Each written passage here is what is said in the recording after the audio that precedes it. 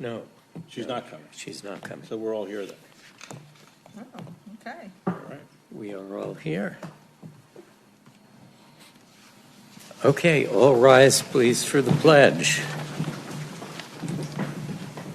I pledge allegiance to the flag of the United States of America and to the republic for which it stands, one nation, under God, indivisible, with liberty and justice for all. Councilman Cunningham is absent. Councilwoman Goddard? Here. Councilman Henderson? Here. Councilwoman Jensen? Here. Councilman Nathan? Here. Councilwoman Souza is absent. And Mayor Cohn? Here.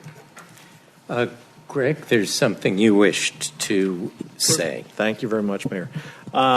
As everyone knows, we have been working with an acting city clerk for the last number of months. Kayla arrived last year and immediately stepped into an important void. And I am both happy and unhappy to announce that we actually, effective at the next council meeting, have a new city clerk. We did a very lengthy search. And after interviewing a number of candidates, Noga Ruttenberg will be leaving my office and will be effective on Monday serving as the city clerk. That's the good news. Bad news is that, actually it's not that bad of news, but Kayla will get her nights back. She requested that she go back to the deputy role, but I did want to take this opportunity to thank her for stepping in enthusiastically and professionally and confidently, not just to the city council meetings, but also at the zoning board meetings and just the clerk's office generally. It is run seamlessly. So I just wanted to say thank you. Thank you. And congratulations to Noga. Congratulations. Noga. Oh, so happy. Okay. Thank you. Okay, we have draft unapproved minutes of the last council meeting. Any changes? I'll make a motion to approve the minutes. Second. All in favor? Aye. Aye. So flooding update, just briefly, and to keep people in touch with the fact that this is something that we are working on constantly on all fronts. But of note, recently we've spoken in the past of the possibility of an Army Corps study and project, in particular of the Central Business District and the channel through the city. And we have been working most recently, last week, with DEC, New York State DEC, to see if they would join us in the cost of the study. And that is an item that is front burner under discussion. Anything you'd like to add, Greg? Nothing more at the moment. Thank you. Okay, next we have consideration to amend the 2024 adopted fees and charges for the Rye Golf Club. I see Chris here. Would you like to walk us through? Greg? Well, why don't you be there for questions, or we can do this together. There should be slides there. I'll get them up for you. I don't know if Brian's going to have to load those. There we go. There we go. So at the really going back to November, the council at the time adopted revised dues or updated dues for this year for the golf club. That was comprehensively through resident, non-resident, and the like. At the January 10th council meeting, the council reversed or nullified that adoption and directed me to go to the golf club commission, work with Chris to come up with a fee structure that provided for just related to resident fees, both new and renewing members to all pay the same rate. Chris and I put together a series of options for the golf club commission to consider to maintain the, I would say, projected or estimated value of that surplus that the new members pay. We provided them several different options. They chose to keep all dues going up by 6%, which was their original fee proposal, or adopted fees, recommended fees, in order to recover the estimated $180,000 of that new member join fee. It would have required them to go up by 12%, which they chose not to do. So at the Golf Club Commission meeting last Monday, they adopted the fee schedule that you see in front of you, which is across the board 6% increase. Again, this is just for residents. This does not include non-residents, and the resulting revenues. Beyond what you see, and Chris, if you can move to the next screen. In the agenda package, I did ask Chris to go back and just from informational purposes to highlight operating income and losses going back to 2018, both the source of revenue as well as what the expenses are, and then the ultimate net income to the club. In 2023, the club finished the year with a surplus or net income of a little over $1.2 million. Based upon assumptions, and again, this is it's a recreation facility. It's based on weather. It's based on a lot of variables, including bookings for weddings and bar mitzvahs at Whitby and the like. We're reasonably comfortable that even with this change in rates, that the club will finish the year between $800,000 and $850,000 of net income for the 2024 year. Again, I caveat that with all of the usual, circumstances for any golf club. The next slide, Chris. And the last thing I'll point out, and I know this has been a question or has come up for debate or discussion off and on, but historically that premium that a new member paid was, averaged between $25,000 and $50,000 a year in total.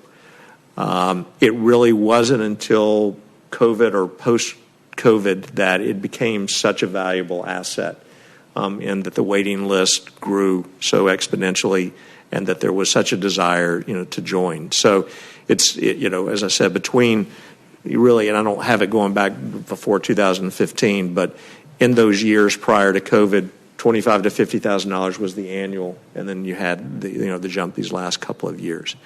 The Golf Club Commission did adopt the new fees that we just showed you. There was a tremendous amount of discussion among the commission. There were a handful of members in the audience, but it was a lightly attended commission meeting, but it was duly adopted by them. And according to the resolution that was passed on the 10th, Chris and I are comfortable certifying that, or stating, I'm not going to certify, but stating that, this change will still meet the requirements of the club to run a break-even, or in this case, it'll be a continued surplus for 2024. Great. I'd like to make a motion. I'll second. I'd like to have a little discussion. Sure. Or Should we make the motion first, or? No, we did. What's that? You made the motion, I second. Right. Oh. So you want me to say what the motion is, or do you want to have the discussion first? Oh, you can say what the motion is, so long as it's. I can read it, and then we'll have a discussion. Okay. Okay. So the motion is essentially to adopt the new fees for residents that equate to new residents paying the same as renewing residents. So the motion is, whereas the City of Rye owns and operates a municipal golf course and pool facility at 330 Boston Post Road, Rye, New York, known as the Rye Golf Club, and whereas the prior City Council on November 8th, 2023 approved 2024 Rye Golf Club annual rates, requiring new Rye resident members to pay considerably more than renewing Rye resident members within their same category of membership, and whereas the City Council on January 10th approved a resolution to reverse the 2024 Rye Golf Club annual rates as they relate to Rye resident annual memberships to ensure parity, and to direct the city manager and the Rye Golf Club general manager to work with the Rye Golf Club Commission to provide revised resident rates for 2024. And whereas the Rye Golf Club General Manager and the Rye Golf Commission approved the attached 2024 rates, and these are the rates that you just showed us that are attached, at its January 30th, 2024 meeting, ensuring that all Rye residents, both new and renewing, will be charged the same annual rate within their same category of membership. And whereas the Rye City Manager ensures that the new proposed rate structure attached herein meets the requirements of the Rye Golf Enterprise Fund having a break-even or surplus budget, now therefore be it resolved that the City Council hereby adopts the new 2024 rates as set forth in the attached exhibit. In the exhibit, the rates are as was showed up there. Okay, so at risk of repeating material that's been shared on the dais before and swimming against the tide, Rye Golf Club is an enterprise fund. It's responsible for its own financial well-being, not the taxpayer. It pays the city in respect of rent and for city services. It's not your typical municipal golf course. The Golf Club Commission is the duly elected representative of the members and is charged with proposing rates for our review. This council historically deferred to the Commission on rates, including a Commission practice that has imposed a higher first-year rate on new joiners for many years, back at least to 2005, according to information from members. The golf club has substantial capital costs in front of it, a needed irrigation system and a bunker renewal, and still unknown and greater costs for Whitby Castle upkeep and a major swimming pool renovation. The Commission is sensitive to the community that is its membership and to the capital costs to come. The Commission proposed both a 2024 rate increase and that new members pay a rate only for the first year 30% higher than other members. For a full golf and pool family membership, this upcharge was approximately $1,700. Real money, to be sure, but in golf land, not that much. The Commission proposed rates, including the first-year upcharge, are substantially cheaper than the closest municipally owned competitor, Harrison Meadows. The upcharge, in fact, the total Rye golf rate, is a tiny fraction of, for example, the cost of a first-year membership at Appowamus, the private golf club in town. In fact, the Commission put a great deal on the table, both for new joiners and continuing members. The only way Rye Golf Club has rewarded continuity of membership is by allowing continuing members to pay a little less than new members pay in their first year. By quashing the rates the Rye Golf Club has proposed for 2024, this council will quash the Commission's effort to creatively manage the rate process with a view to saving for the future and protecting the membership that has continued with the club over the years. We say, yes, you're an enterprise fund, responsible for yourself. Yes, you provide a superior golf pool experience, but no, Commission, you can only manage rates one way, as if you're a tax-supported walk-in and play course. That's not right. And a question. A substantial part of the Rye Golf membership has paid an upcharge for the first year. The club has a capital reserve built in part on first-year upcharges. Are we going to pay those upcharges back to the members who paid them in? Otherwise, aren't we giving new members an advantage? Thank you. I totally disagree with your position. Let's vote.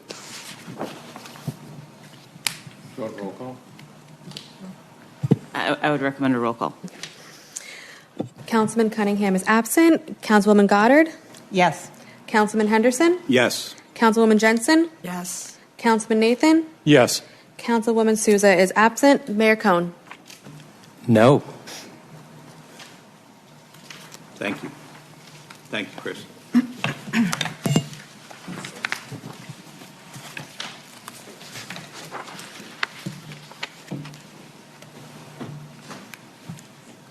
Okay.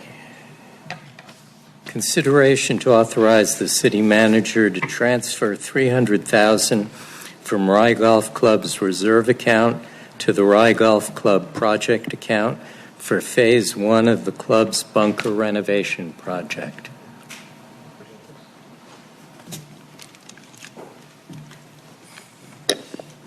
Hi, good evening. So I am requesting the transfer of $300,000 for Phase 1 of our bunker renovation. What that entails is bunkers are usually good for about anywhere between 5 and 7 years. Our bunkers at Rye Golf Club have exceeded about 12 years of life. They require an extreme amount of maintenance each day, and from a playability standpoint, they lack. So what we are doing is we are installing a bunker liner, which is pretty new. It's called capillary concrete. Most golf clubs around the country are moving to this as well. What that does is it provides a layer underneath the sand, which helps not only maintain the bunker, extends the life, extends the drainage capacity, and also from an aesthetic standpoint, just looks much more pleasing for our members. So we're doing this project in-house with our superintendent and crew, and we're trying to get as many as we can done before the start of the season. Unlike some other clubs, we will not extend into the year to restrict play from our members. So we will only do this work in the shoulder season, so from around November till the end of February, early March, so that when April rolls around, we'll be ready to go. So that's the gist of this project. Transfer is totally within the enterprise fund, is that right? Well, yes, but the council still has to authorize the transfer so that they can spend the money. So even though it's enterprise fund, it still comes That's before my you. question, is just in terms of process, because it's been a while since I've been on the council. So you have to come to the council to ask for approval to transfer funds from your reserve fund to. So just want to make sure that that's clear, that you do still have to come to us for that. Just so you're aware, this project was included in the August presentation of capital projects because we included both the boat basin and the golf club in that planning. Chris worked hard this year on kind of a long-term strategic plan in terms of their capital program, just like the city does. The golf club's unrestricted net assets at this point is $5.4 million. And in terms of procurement and process, they still follow the same exact processes that the city does, under municipal law, both local policies as well as state law. Got it. I'll make a motion. I'll second. Councilman Cunningham is absent. Councilwoman Goddard? Yes. Councilman Henderson? Yes. Councilwoman Jensen? Yes. Councilman Nathan? Yes. Councilwoman Souza is absent. Mayor Cohn? Yes. Thank you, Chris. Thank you, everyone. Thank you so much. Thanks. Members of the public may be heard. Eric Moy of Fong's Cleaners. Hi, everybody. Hello. Eric Moy, 36 Elm Place, Fong's Cleaners. On behalf of my parents, Sam and Lily, I would like to thank the City of Rye and the surrounding communities for 68 years of business. But while their chapter ends, a new chapter starts with me. And I've decided to keep Fong's open and keep the family legacy going, and which I'm very excited about. I've been a Rye guy all my life. I don't know anywhere else. I woke up one morning and I said, "Oh my gosh, where am I going to get my dry cleaning done?" And so, considering my health has gotten a lot better, that makes sense to a certain degree. But I was proud to go back to the store, tell my parents they can finalize their chapter, retire, and that I'll keep the legacy going.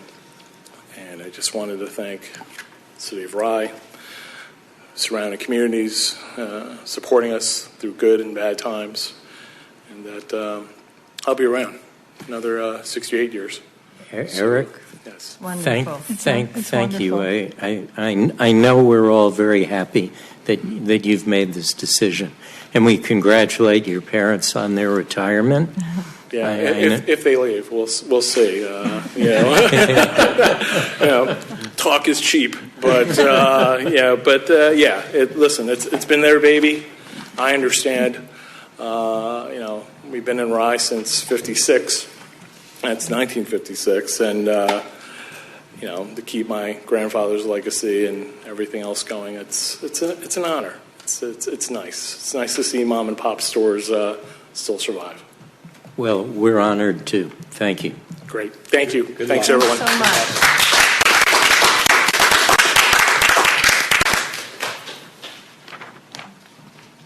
John Leonard, please.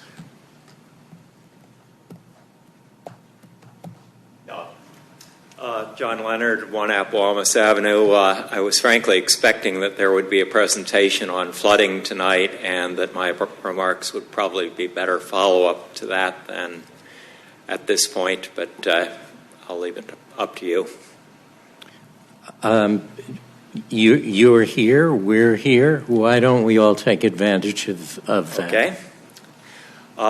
Point I'd like to raise is, in addition to all the work that's been done and is being done on stream flooding, which I'm not going to downplay in any way, there's been a second issue that really started to arise with Ida, and with the frequency and amount of rain in the past few months has become much more evident, which is high water table flooding in the areas of Rye that are, frankly, former marshes, low-lying areas that historically probably drained slowly when the Indians were here.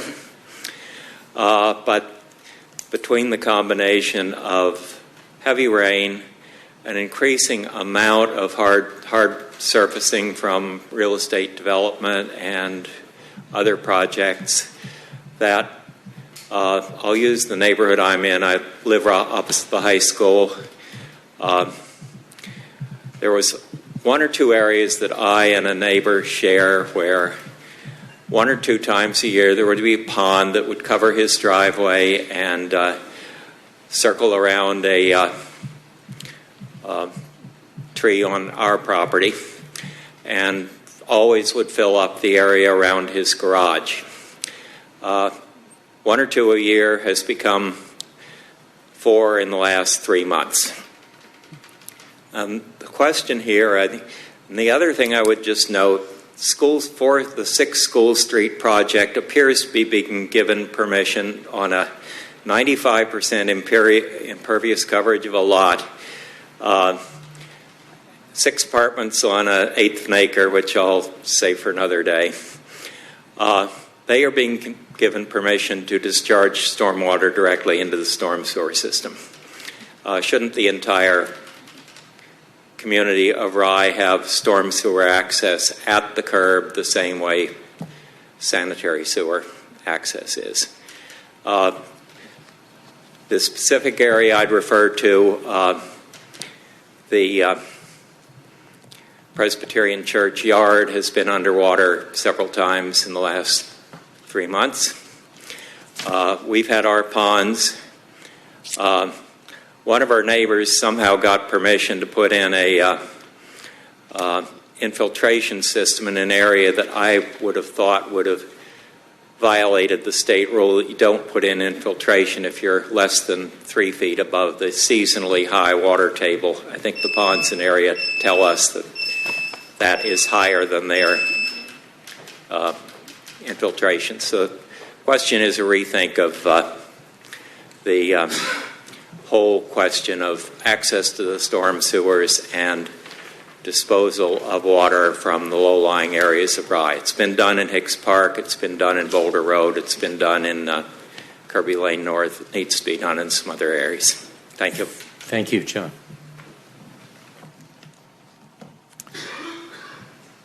Mac Cunningham.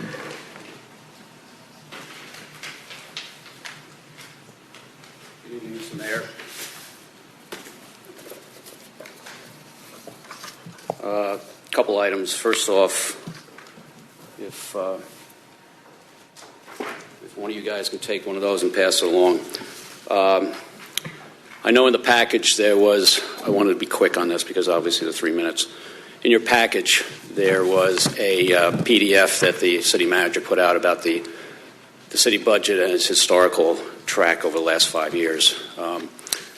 For those people who have gone through the city budget a couple of times, the term elastic revenue should be something you guys be cognizant of. It's very important revenue to the general fund. It's building permits, applications, and things like that. It's a windfall for the city, and it's important as far as elastic revenues for the club. So if you look at your PDF or that, it's called other income, but it's guest fees, it's also cart fees and things like that.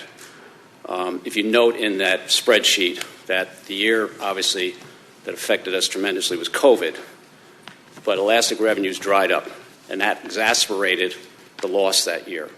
And those type of things are important as far as revenue coming into the club. So I just wanted, as you guys look at that and you say, well, the club's doing very well, there's numbers behind that that go back to 2000, where the club cumulatively over that period of time, up to 2024, lost $1 million on various issues. The banking crisis, those are the years that affected the club tremendously. So I just want to make a note of that so you guys are aware how important elastic revenues are to the club as far as the bottom line is concerned. The other thing I wanted just to, my 1 minute is, I've brought this up a couple times in the past to city management going back to 2018. The picture I showed you there is a temporary AC unit that's back behind Whitby Castle. It's been there since April of last year. It services the main ballroom. The AC unit failed, but it's been unnoticed going back to 2018 that this thing was on its last legs, and the city management, I won't say manager, management failed to act on this. As a result of this, they engaged the contractor year one at the beginning of this year. They fired that guy. They fired the second one. They're now on their third contractor. The third contractor is saying the part is going to be in by April, 8 to 12 weeks from February 1st. Meanwhile, the club is eating $12,000 a month from April of last year on a rental because this action has not been taking place as far as this repair. So as you guys look at our revenues, look at this expense that we're bearing, not the taxpayer, but the club owners are doing this. And meanwhile, I have not heard if the April 1st date is hard or not, but to me, it's a failure of city management doing their job as far as acting on it. Now, the city manager will have a different spin to it, but the point being is they've gone through 3 contractors on this and no resolving of this thing over a year long at $144,000. Thank you. Thank you.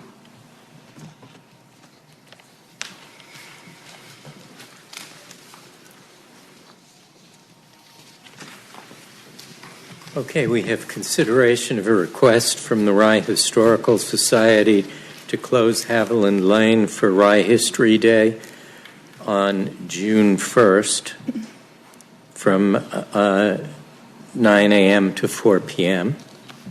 Hi. Hi, I'm Ann Gold, the Executive Director of the Rye Historical Society for almost 5 months. It's nice to see a lot of friendly faces and some new faces. So we've got a lot of really exciting things happening over at the Square House, and there's definitely a high degree of energy around our 60th anniversary. So on June 1st, 1964, the Rye Historical Society was founded by a group of visionary citizens. And as you know, prior to that, the council actually met over in the Square House. So we have a lot of events coming up this year. But on June 1st, it's our Members' Day. And we want to have a celebration. We will have a proclamation and invite some people on the front porch, but all day long we're going to have guided tours of the Square House, pointing out where George Washington slept not once but twice, where John and his cousin Sam Adams had a beer in the tavern on their way down to the Constitutional Convention. So it's really going to be a lot of fun, and the idea is that Rye Historical Society for 60 years has really fostered a love for and an awareness of our collective history, and we just want to celebrate that on June 1st. So in terms of the road closure, we'd like to be able to have a couple food trucks in the area and hopefully one car from 1964. So that is why the street would be closed. Also, we're hoping that members will be able to walk freely and use that area without having to worry about the traffic. Sounds good. That's our consideration for you. Thank you. Thank you. Thank you. Yeah. So may I have a motion on first the item to close Haviland Lane? I'll be happy to make that motion. I'll second. All in favor? Aye. And then we have a request to have one or two food trucks on Haviland Lane. Again, a motion, please. I'll make it. Second. All in favor? Aye. Done. Thank you. Thank you very much. We're thrilled. Thank you. Thank you, Ann. Thank you. Okay, we have old business, new business. Any of either? Josh, I actually have, I need to ask Kristen and Greg and council to think about this because I had a moment the other day. So on January 24th, we passed the resolution to extend the pause on the discussion of Nursery Field. And now I've learned that February 28th is actually problematic because not all the staff will be in town.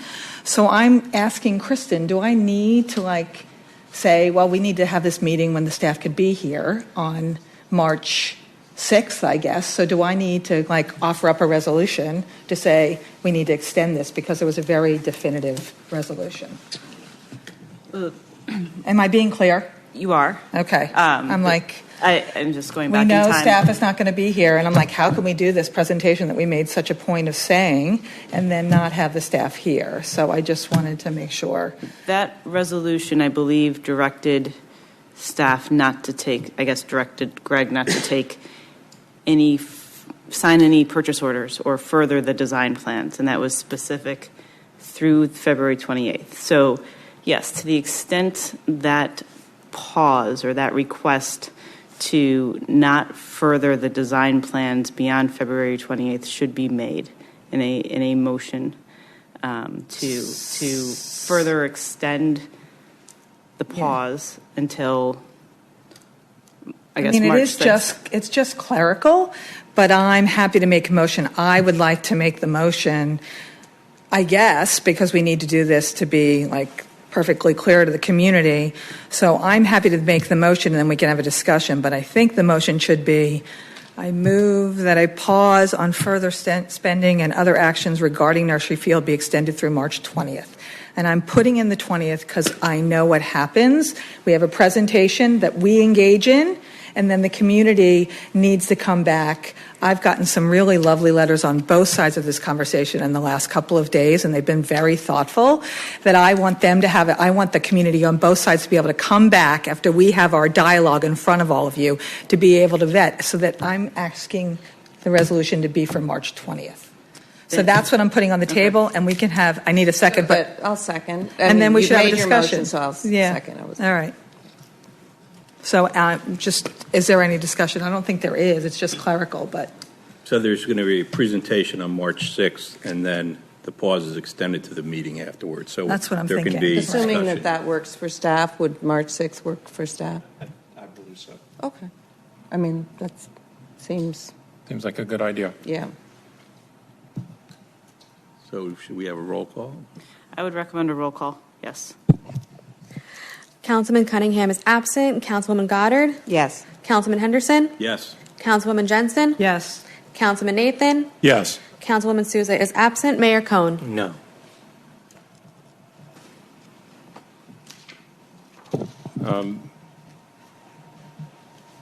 One other item. I don't see Chris was Chris from the here. library. He was here. Okay. I'll do it for him. Next week on February 15th, a Thursday at 7:30, the library is having its annual meeting, and Harold Holzer will be the featured guest and speaker. Harold Holzer is a Rye resident and a very well-respected Lincoln scholar, author of many, many books. Recently, he donated all of his research to the New York State Library so that it could be available to scholars going forward. So he'll be there speaking, and he's got a new book called Brought Forth on This Continent, Abraham Lincoln and American Immigration. So he'll be speaking about his book and his latest research. That's next week, February 15th at 7:30. So all are welcome, and it sounds like a great event. Thank you.